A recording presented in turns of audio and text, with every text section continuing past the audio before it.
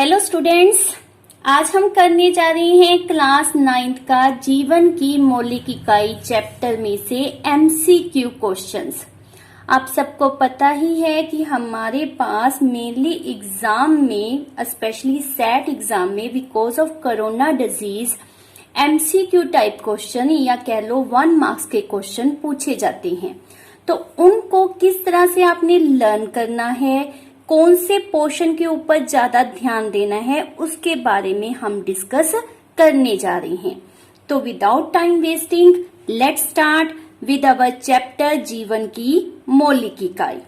तो ये चैप्टर में से फर्स्ट ऑफ ऑल ये आपको पता है ये बायो का चैप्टर है बेटा, और इसमें जितने भी वैज्ञानिकों के नाम हैं वो हमने with their year of discovery अच्छी तरह से लर्न करनी है। 2 बातें मैं कह रही हूँ, वैज्ञानिक का नाम एंड किस ईयर में उन्होंने डिस्कवरी की है, ये दोनों अच्छी तरह से हमने लर्न करना है। पहले मैं आपको थोड़ी सी इसकी थ्योरी समझा रही हूँ जिसमें से हमारे पास 1 मार्क्स के या एमसीक्यू टाइप के क्वेश्चन पूछे जाते हैं। तो हमारे पास फर्स्ट टर्म क्या है, जीवों की संरचनात्मक तथा क्रियात्मक इकाई को कोशिका कहते हैं। कोशिका की जो डिस्कवरी है वो 1665 में रॉबर्ट हुक ने की थी। कोशिका दिमाग में आ ही गया। जीवन की मौलिक इकाई का नाम क्या है, कोशिका, और कोशिका की खोज सबसे पहले किसने की थी, रॉबर्ट हुक ने। और ये भी माइंड में रखो कि किस चीज के अंदर उसने की थी, तो वो क्या था, कॉर्क। और ये भी आप दिमाग में रखो कि अगर आपके पास क्वेश्चन पूछा जाता है कि कोशिका शब्द के जनक कौन है, जनक मतलब पिता, कौन है, तो जिसने इसकी डिस्कवरी की, और डिस्कवरी हमने समझा किसने की है, रॉबर्ट हुक ने। तो ये क्वेश्चन आपको क्लियर हो जाएगा। फर्दर है, कोशिका का अध्ययन करने के लिए आपको पता है किसी यंत्र की आवश्यकता पड़ती है। वो नेक्ड आई से मतलब नग्न आंखों से दिखाई नहीं देते, तो उसके लिए जिस यंत्र का उपयोग किया जाता है उसे कहते हैं बेटा सूक्ष्मदर्शी। और जो सूक्ष्मदर्शी है उसकी खोज आप याद रखो ल्यूवेनहुक ने की थी। ल्यूवेनहुक। सन कौन सा था, 1674 में सूक्ष्मदर्शी की खोज ल्यूवेनहुक के द्वारा की गई थी। और उसने सूक्ष्मदर्शी के अंदर किसको देखा था, तो उसने किसको देखा था, बैक्टीरिया। या आपसे ये कहा जा सकता है कि किस जीवित प्राणी की उसमें खोज हुई थी, तो उसका नाम क्या है, बैक्टीरिया। कोशिका के अंदर बहुत छोटा सा सेंटर में एक हिस्सा होता है जिसे कहते हैं केंद्रक। केंद्रक की खोज किसने की थी, रॉबर्ट ब्राउन ने। किसने की थी, रॉबर्ट ब्राउन। कोशिका की खोज रॉबर्ट हुक, कोशिका के केंद्रक की खोज रॉबर्ट ब्राउन। और आप देख रहे हैं सन में बहुत ज्यादा अंतर है। इसकी खोज 1665 में हुई थी, जबकि इसके अंदर केंद्रक बेटा वो बहुत छोटे साइज का था, इसलिए उसकी डिस्कवरी में, उसकी खोज में बहुत टाइम लग गया। कब हुई उसकी खोज, 1831 में। केंद्रक के आसपास द्रव्य होता है, उसको नाम क्या देते हैं, जीव द्रव्य। क्या नाम देते हैं, जीव द्रव्य। तो जीव द्रव्य की खोज किसने की थी, J.E. पुरोकंज ने। J.E. पुरोकंज ने। और कौन से सन में की थी, 1839 में। 1831 केंद्रक और 1839 जीव द्रव्य की खोज। जीव द्रव्य का दूसरा नाम भी आपने याद रखना है, क्या होता है, प्रोटोप्लाज्मा। तो अगर आपसे पूछा जाए कि प्रोटोप्लाज्मा नाम किस वैज्ञानिक ने दिया या प्रोटोप्लाज्मा की खोज किस वैज्ञानिक ने की, तो यही आपने लिखना है, J.E. पुरोकंज ने। ओके। उसके बाद है हमारे पास कोशिका का सिद्धांत। तो कोशिका का सिद्धांत देने वाले 2 वैज्ञानिक हैं, कौन कौन से हैं, एक तो है स्लीडन और दूसरे सवान। एम स्लीडन और टी सवान ने कोशिका सिद्धांत के बारे में हमें बताया था और इसको आगे लेकर गए थे विचो साइंटिस्ट जो थे, उन्होंने कोशिका के इस सिद्धांत जो इन दोनों के द्वारा दिया गया था उसको और डिटेल में बनाया था। इलेक्ट्रॉन माइक्रोस्कोप या सूक्ष्मदर्शी, इलेक्ट्रॉन सूक्ष्मदर्शी की खोज कब हुई थी? 1940 ईस्वी में। ये आपने याद रखना है। ये अब इन सब से आगे हम चले गए 1940 ईस्वी में। तो ये सब हैं हमारे पास विभिन्न वैज्ञानिकों के नाम तथा उनके द्वारा किस चीज की और कब डिस्कवरी की गई थी, जो आपने अच्छी तरह से याद रखना है। उसके बाद हमारे पास होते हैं एक कोशिकीय जीव तथा बहुकोशिकीय जीव। एक कोशिकीय जीव में आपने नाम याद रखने हैं। मेन 3 नाम आप याद रखो, अमीबा, पैरामीशियम तथा एक और होता है युगलीना। क्या नाम है? युगलीना। तो ये 3 आपने एक कोशिकीय जीवों के नाम याद रखने हैं। और यदि पूछा जाता है कि बहुकोशिकीय जीव कैसे बने हैं, किनसे विकसित हुए हैं, तो क्या उत्तर आएगा? एक कोशिकीय जीवों से। किससे बने हैं? एक कोशिकीय जीवों। अब हम चेक करते हैं कि जो आपने पढ़ा वो आपको समझ आया या नहीं। तो मेरे पास पहला क्वेश्चन है, कोशिका के केंद्रक की खोज किसने की थी? तो उसका नाम क्या था? Robert brown. आया दिमाग में? कोशिका में तरल जैविक पदार्थ को जीव द्रव्य का नाम किसने दिया था? जिसने इसकी खोज की थी? J.E. पुरोकंज ने। कोशिका सिद्धांत किसने दिया था? एम स्लीडन तथा टी सवान। इन दोनों ने मिलकर हमारे पास क्या दिया था? कोशिका का सिद्धांत। एक कोशिकीय जीव नहीं है। अब नहीं है पूछा है तो हमारे पास क्या बताया गया था? अमीबा, युगलीना, पैरामीशियम तीनों क्या है? एक कोशिकीय जीव। तो क्या आ जाएगा? फर्न्स जो होते हैं वो एक कोशिकीय नहीं है। नेक्स्ट है इलेक्ट्रॉन सूक्ष्मदर्शी की खोज कब हुई थी? तो ये भी हमने अभी किया। कब की गई थी? 1940 ईस्वी में। क्या उत्तर आ जाएगा इसका? 1940 ईस्वी में। नेक्स्ट आपके पास क्वेश्चन जो होते हैं वो प्रीक्रियोटिक तथा यूक्रियोटिक कोशिकाओं के ऊपर निर्भर करते हैं। इनका दूसरा नाम भी आप माइंड में रखो ताकि आपको इसकी डिटेल समझ आ जाए। असीम केंद्रक और ससीम केंद्रक। असीम और ससीम। अब हमारे पास क्या होता है, जो प्रोक्रियोटिक होते हैं वो बहुत पुराने टाइप के हैं। उनमें जो साइज होता है वो बहुत छोटा होता है, जबकि यूक्रियोटिक में साइज जो होता है वो बड़ा होता है। ये अंतर आपने जरूर याद रखना है। एक आप देख रहे हैं हमारे पास क्या लिखा हुआ है, 1 से लेकर 10 म्यू एम। क्या रेफर किया गया है हमारे पास? Mu M. तो म्यू एम बेटा क्या होता है? म्यू का मतलब होता है 10 की पावर -6। ये भी आपसे पूछा जा सकता है, तो ये आपने याद रखना है कि इसमें होते हैं 1 से लेकर 10 म्यू एम तक और इनमें होता है 5 से लेकर 100 म्यू एम तक साइज। सेकेंडली, जो प्रोक्रियोटिक में केंद्रक है वो आप देख रहे हो डायग्राम, कहीं पर भी हमें कोई केंद्रक प्रॉपर नहीं दिखाया गया। तो केंद्रक के क्षेत्र के अराउंड केंद्रीय झिल्ली नहीं होती, जबकि इसमें प्रॉपर केंद्रक पाया जाता है। ये बहुत बड़ा इन दोनों में डिफरेंस होता है, जिसी के कारण ही इसे असीम केंद्रक और इसे ससीम केंद्रक का नाम दिया गया है। मीन्स इसमें केंद्रक नहीं पाया जाता और यूक्रियोटिक में केंद्रक पाया जाता है। और एक और अंतर आपने याद रखना है कि इसमें केवल एक गुणसूत्र होता है, जबकि यूक्रियोटिक में एक से अधिक गुणसूत्र पाया जाता है। तो ये 3 डिफरेंस आपके पास एमसीक्यू में किसी भी तरह से बदलकर पाए जा सकते हैं।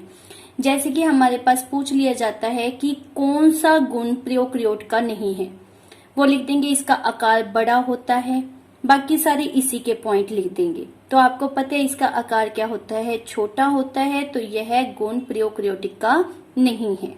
इसी तरह से यूक्रियोटिक में कौन सा गुण नहीं। ये 24वां क्वेश्चन देखिए, यहाँ पर क्या लिखा गया है कि यूक्रियोटिक या ससीम केंद्रक का गुण नहीं है। आकार छोटा, केंद्रक क्षेत्र पूर्ण विकसित, केंद्रक पाया जाता है, एक से अधिक गुणसूत्र। तो आपको पता है एक से अधिक गुणसूत्र होते हैं यूकेरियोटिक में, केंद्रक भी पाया जाता है। केंद्रक का क्षेत्र पूरी तरह से विकसित होता है, कैसे? उसके अराउंड केंद्रक झिल्ली होती है। लेकिन ये क्या होते हैं? बड़े साइज के, और उन्होंने क्या लिखा है? इनका आकार छोटा होता है। तो यह गुण यूकेरियोटिक का नहीं है। ये क्वेश्चन आपसे इस तरह से पूछा जाता है। नेक्स्ट, इस चैप्टर का मेन इंपॉर्टेंट टर्म जंतु कोशिका तथा पादप कोशिका। तो ये हमारे पास जंतु कोशिका है और ये हमारे पास पादप कोशिका है। आपकी एनसीईआरटी की बुक में ये दोनों डायग्राम बहुत अच्छी तरह से दिखाए गए हैं। मैंने यहाँ पर इनको इसलिए लिया है, otherwise I will also prefer NCERT. यहाँ पर ये कलर्ड है ताकि आपको ज्यादा विजिबिलिटी हो जाए। तो ये दो डायग्राम हमने लिए हैं। दोनों में मेन डिफरेंस आप पहले बाउंड्री वॉल का देख रहे हो, यहाँ पर सिर्फ एक लाइन है, जबकि यहाँ पर आपके पास डबल ट्रिपल लाइन की गई है। तो जो बाहरी कवरिंग होती है उसको हम क्या कहते हैं? कोशिका भित्ति। क्या कहा जाता है? कोशिका भित्ति। जो उसके अंदर कवरिंग होती है, अंदर लेयर होती है, उसे हम कहते हैं कोशिका झिल्ली। दोनों में फर्क क्लियर है, कोशिका भित्ति और कोशिका झिल्ली। तो कोशिका भित्ति जो होती है वो सिर्फ आपको किस में मिलती है? प्लांट सेल में, वो एनिमल सेल में नहीं होती। दोबारा रिपीट कर रही हूँ कि जो कोशिका भित्ति होती है वो पादप कोशिकाओं में पाई जाती है, जंतु कोशिका में वो नहीं होती। और कोशिका भित्ति बनी किससे होती है? सेलुलोज से। ये याद रखना इम्पोर्टेंट है। कोशिका भित्ति, जो लकड़ी आप देखते हो पौधों में, तो वो लकड़ी एक्चुअली किससे बनी है? सेलुलोज से। और जो क्या कहलाती है? कोशिका भित्ति। और जंतुओं में इस तरह की कोई भी मजबूत परत बाहरली तरफ नहीं पाई जाती। इनमें क्या पाया जाता है? कोशिका झिल्ली। आपको एक और तरीके से, बहुत ही सिंपल तरीके से प्लांट सेल मींस पादप कोशिका और जंतु कोशिका में दिखा रही हूँ। ये जो हमारे पास बनाया हुआ है ये क्या है? पादप कोशिका। इसके अराउंड वही मोटी परत हमने दिखाई है जिसे हमने नाम क्या दिया है? कोशिका भित्ति का। और जो इसके अंदरली साइड है, जो यहाँ पर ब्लैक ये लेयर है, इसे हम क्या नाम देते हैं? कोशिका झिल्ली का। जबकि जंतुओं में सिर्फ क्या प्रेजेंट होती है? कोशिका झिल्ली। ये देख रहे हैं आप, ये जंतु का दिखाया गया है, इसमें क्या होती है? कोशिका झिल्ली। इसमें जंतु कोशिका में जो केंद्रक होता है वो बिल्कुल छोटे साइज का और सेंटर में प्रेजेंट है। वाइल जंतु कोशिका में जो न्यूक्लियस या केंद्रक होता है वो कहाँ पर प्रेजेंट होता है? On one side. वो सेंटर में प्रेजेंट नहीं होता, वो एक साइड पर ही प्रेजेंट होता है। और यहाँ पर जो बड़ा स्पेस खाली आपको दिखाया गया है बेटा, ये क्या होता है? इसे हम कहते हैं रिक्तता। क्या कहते हैं? रिक्त स्थान, मतलब रिक्तका। यहाँ पर ग्रीन कलर के आप छोटे छोटे साइज के, गोल साइज के देख रहे हो, ये कोशिकांग है, कोशिका के अंग। और इनका नाम क्या होता है? जो इंग्लिश में है वही हिंदी में होता है, क्लोरोप्लास्ट। क्या कहते हैं? क्लोरोप्लास्ट। इनका रंग जो होता है बेटा वो कौन सा होता है? हरा, ग्रीन। क्यों होता है? क्योंकि इनमें ग्रीन कलर की पिगमेंट पाई जाती है, वर्णक पाया जाता है। क्या पाया जाता है? वर्णक।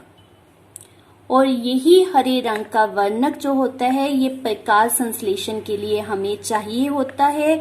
इसको क्लोरोफिल भी कहते हैं। क्या कहते हैं? क्लोरोफिल। तो आपके पास इससे रिलेटेड कौन से क्वेश्चन हो सकते हैं? जैसे हमारे पास कहा गया है प्रकाश संश्लेषण में महत्वपूर्ण भूमिका निभाता है, तो क्या उसका उत्तर आएगा? क्लोरोप्लास्ट। क्लोरोप्लास्ट में डैश वर्णक पाए जाते हैं, तो कौन से रंग के? अभी हमने किया हरे रंग के। तो ये आप क्वेश्चनों के आंसर आराम से दे सकते हो। ये जो केंद्रक है ये बहुत कमाल की चीज है। सारे सेल के कोशिका के कार्य को कंट्रोल करने के लिए कौन काम करता है? केंद्रक। सारे कोशिका के काम को कौन कंट्रोल करता है? केंद्रक। ये आपने याद रखना है।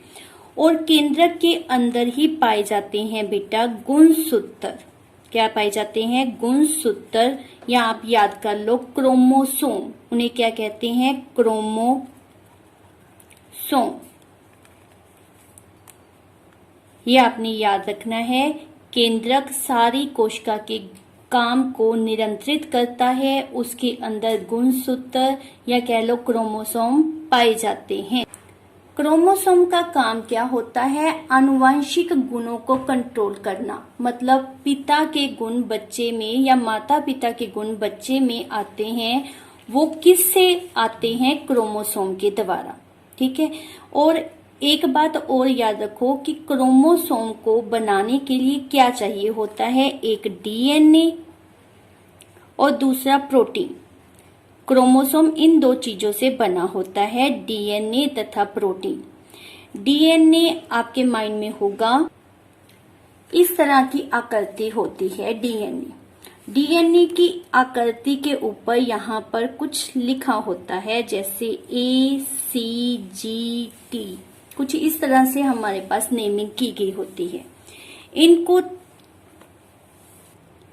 तीन तीन के हिस्सों में पढ़ा जाता है। जैसे हम पढ़ेंगे ACG, लेट यहाँ पर इस तरह से लिखा हुआ है तो इसको पढ़ेंगे TAA। जितनी भी यहाँ पर नाम लिखे होते हैं उनको हम तीन तीन के ग्रुप में पढ़ते हैं, और इस तीन के ग्रुप से ही क्रिया या कार्य होते हैं, प्रोटीन बनती है। इस क्रियात्मक खंड को नाम क्या दिया जाता है? जीन। अब ये दिमाग में रखो कि ये सारी चीजें कहाँ है? केंद्रक के अंदर। केंद्रक के अंदर क्या है? क्रोमोसोम। क्रोमोसोम किससे बनी है? डीएनए। डीएनए किससे बनी है? जीन से। तो ये आपने दिमाग में रखना है। तो फिर हमारे पास आगे हमारे क्वेश्चन, जिनका आप आंसर इजीली दे सकते हो अगर आपने अभी जो पढ़ा वो समझ आ गया। डैश कोशिका के सभी कार्यों को नियंत्रित करता है, तो क्या उत्तर आएगा? केंद्रक। क्रोमोसोम कहाँ पाए जाते हैं? कहाँ पाए जाते हैं भाई? केंद्रक में। डैश के आनुवंशिक गुण पाए जाते हैं, किस में पाए जाते हैं? या तो गुणसूत्र लिखा होगा या क्रोमोसोम। क्रोमोसोम का निर्माण किस पदार्थ से होता है? किससे होता है? डीएनए तथा प्रोटीन। तो दोनों चीजें ही हमने लिखनी है। डीएनए के क्रियात्मक खंड को डैश कहते हैं। क्या कहते हैं बेटा? जीन। यहाँ आपके पास ये जो चक्कर से बनाए हुए हैं बेटा, इनको हम कहते हैं अंतर्द्रव्यीय जालिका। अंतर्द्रव्यीय जालिका जो दो तरह की होती है, एक को आर लिखते हैं, एक को एस लिखते हैं। आर का मतलब होता है रफ और एस का मतलब होता है स्मूथ। अब रफ वो किस कारण होती है? क्योंकि उसके ऊपर राइबोसोम पाए जाते हैं। उसके ऊपर क्या पाए जाते हैं? राइबोसोम। हर एक का अपना अपना कार्य होता है। तो सबसे पहले आपने अंतर्द्रव्यीय जालिका का कार्य याद रखना है कि इसके द्वारा जालिका तंत्र बनता है। ये सारा जालिका तंत्र किसके द्वारा बनता है? अंतर्द्रव्यीय जालिका के द्वारा। और एक बहुत ही इम्पोर्टेंट है कि राइबोसोम किस चीज को बनाते हैं। ये जो जालिका है इसके ऊपर छोटे छोटे बिंदु आप देख रही हो, इसी तरह से यहाँ पौधों में भी पाए जाते हैं। इनका काम क्या होता है? प्रोटीन को बनाना। एज वेल एज जो अंतर्द्रव्यीय जालिका होती है, अगर हम कोई विष ले लेते हैं या कोई ऐसी जो विषकारी दवाई हो उसका सेवन कर लेते हैं, तो उसको निराविष करना, मतलब उसके विष के असर को खत्म करने का काम कौन सा कोशिकांग करता है? तो उसका भी नाम क्या है? अंतर्द्रव्यीय जालिका। उसका इंग्लिश में नाम भी आपने याद रखना है, वो क्या होता है? ER। ER बेटा इंग्लिश के शब्द एंडोप्लाज्मिक रेटिकुलम से लिया गया है। हिंदी में इसको क्या कहते हैं? अंतर्द्रव्यीय जालिका। नेक्स्ट, ये जो आप देख रहे हो लाइक दिस, आपके पास जैसे बोन्स होते हैं, हड्डियां होती हैं, रखे हुए हैं, इनको हम क्या नाम देते हैं? गोल्जी उपकरण। गोल्जी उपकरण की खोज कैमिलियो ने की थी। कैमिलियो ने की थी। ठीक है। और गोल्जी उपकरण का काम क्या होता है, ये लाइसोसोम को बनाते हैं। किसको बनाते हैं, लाइसोसोम। लाइसोसोम एक ऐसी कोशिकांग होती है जो हमारी बॉडी में से अपशिष्ट पदार्थों को निपटाने का काम करती है। अपशिष्ट पदार्थों को निपटाने का काम कौन करती है, लाइसोसोम। लाइसोसोम का स्ट्रक्चर आप देख रहे हो, बिल्कुल सिंपल है, 2 गोले बनाए हुए हैं। ये क्या होते हैं, लाइसोसोम। और इनका एक और इंटरेस्टिंग नाम है जो क्या कहलाता है, सुसाइड बैग या फिर आत्मघाती थैली। क्योंकि जब ये अपशिष्ट पदार्थों का निपटान कर रही होती हैं तो उस समय ये खुद भी डेड हो जाती हैं। इनको खुद को अपने आप को मारना पड़ता है अपशिष्ट पदार्थों के निपटान के लिए। तो ये इनका गुण अच्छी तरह से याद कर लो कि लाइसोसोम का दूसरा नाम क्या होता है, आत्मघाती थैली। कौन इनको बनाता है, ये वाली, क्या नाम है इनका, गोल्जी काई या फिर गोल्जी उपकरण। इसके बाद ये आप देख रहे हो स्ट्रक्चर बहुत सुंदर से है, बाहर गोले बनाकर अंदर सांप जैसी आकृति हमने बनाई है। इसका नाम क्या होता है, माइटोकॉन्ड्रिया। क्या नाम है इसका, माइटोकॉन्ड्रिया। और इससे मनुष्य का बिजली घर भी कहते हैं। क्यों कहते हैं, बिजली घर का काम क्या होता है, जो ऊर्जा देता है। और यहाँ पर भी हमारे शरीर में जो ऊर्जा मिलती है वो कहाँ से मिलती है, माइटोकॉन्ड्रिया। अब हम ध्यान देते हैं कुछ प्रश्नों के ऊपर, क्या हमें वो आते हैं। राइबोसोम डैश का संश्लेषण करते हैं, संश्लेषण बनाते हैं। तो राइबोसोम क्या चीज बनाते हैं इनमें से, तो आंसर आएगा प्रोटीन। अंतर्द्रव्य जालिका जो हमने देखे थे, गोल गोल से बने हुए थे, ER उसका दूसरा नाम था। किसका निर्माण करते हैं, तो वो क्या बनाएंगे, जालिका है तो जालिका तंत्र को। केशरुकी जंतुओं में विष तथा दवा के निराविषीकरण का कार्य कौन सा कोशिकांग करता है, तो हमने पढ़ा था कि वो काम कौन करता है, ER अंतर्द्रव्य जालिका। गोल्जी उपकरण की सर्वप्रथम खोज किस वैज्ञानिक ने की थी, अब देखो विर्चो ने कोशिका सिद्धांत को आगे लेकर गया था। पुरोकंज ने क्या किया था, जिसका जीव द्रव्य का नाम पुरोकंज ने दिया था, उसकी खोज पुरोकंज ने की थी। टी1 ने क्या किया था, कोशिका सिद्धांत दिया था।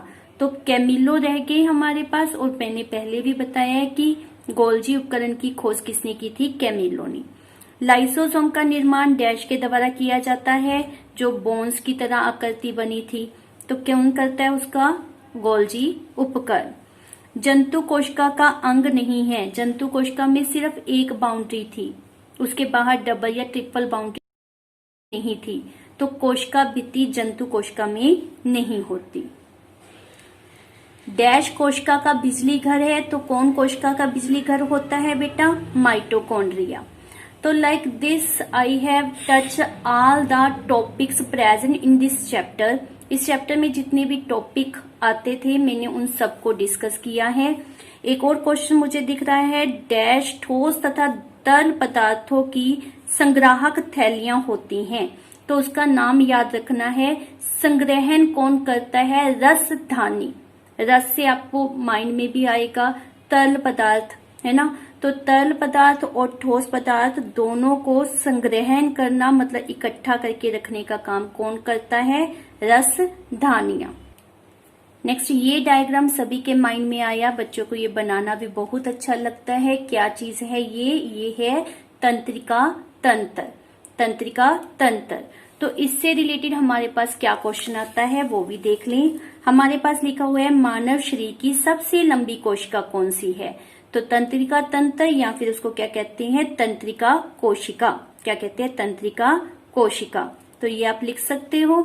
पादप कोशिका भित्ति किस पदार्थ से बनी होती है, तो किस पदार्थ से बनी होती है, क्या चीज होती है लकड़ी के जैसी, इसमें सेलुलोज।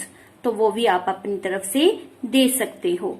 तो बेटा ये सारे क्वेश्चन जो मैंने अभी करवाए हैं, वेदर आपका सेट का एग्जाम है या फाइनल एग्जाम है, for both the cases these are very very important. इस लेक्चर को अच्छी तरह से 1 बार 2 बार 3 बार सुनो, समझो, जो क्वेश्चन है उनको लर्न करो एंड अच्छी तरह से अपने एग्जाम में परफॉर्मेंस दो। होप फॉर द बेस्ट, अच्छे मार्क्स लेकर आओ। Till then bye bye. मेरी वीडियो को लाइक शेयर एंड सब्सक्राइब जरूर करें। मिलते हैं नेक्स्ट वीडियो में।